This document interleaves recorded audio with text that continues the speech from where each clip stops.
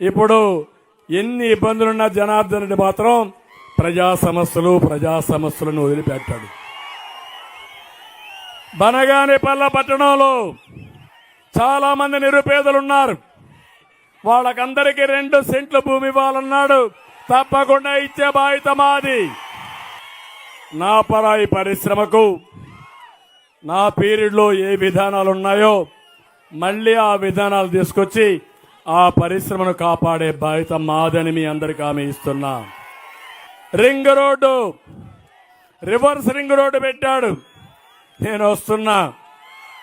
Government మంది వచ్చిన వెంటనే రింగ్ రోడ్డు పూర్తి చేస్తాం, పనులు ప్రారంభిస్తాం. కోయలగుంట్లో బైపాస్ రోడ్డు మంజూరు చేస్తాం.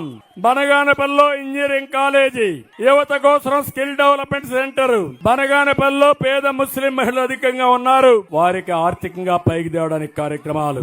ఇక్కడ ముస్లింస్ గాని కొంతమంది ఆటో ఫీల్డ్ పైన ఆధారపడ్డారు. ఆటో నగర్ ఏర్పాటు చేస్తాం. బనగానపల్లిలో కోయలగుంట్లో పెండింగ్ లో ఉన్న షాదీఖానాలన్నీ పూర్తి చేస్తాం. బనగానపల్లి అంటే గుర్తొచ్చేది సిమెంటు. ఇష్టానుసారంగా దొంగలంతా లైమ్ స్టోన్ అంతా రిజర్వ్ చేసుకుని ఇండస్ట్రీస్ రాకుండా చేస్తున్నారు. నేను ఒకటే హామీ ఇస్తున్నా, నేను వస్తానే పరిశ్రమలు తీసుకొస్తా. పెట్టే వాళ్ళకి లీజులుంటాయి.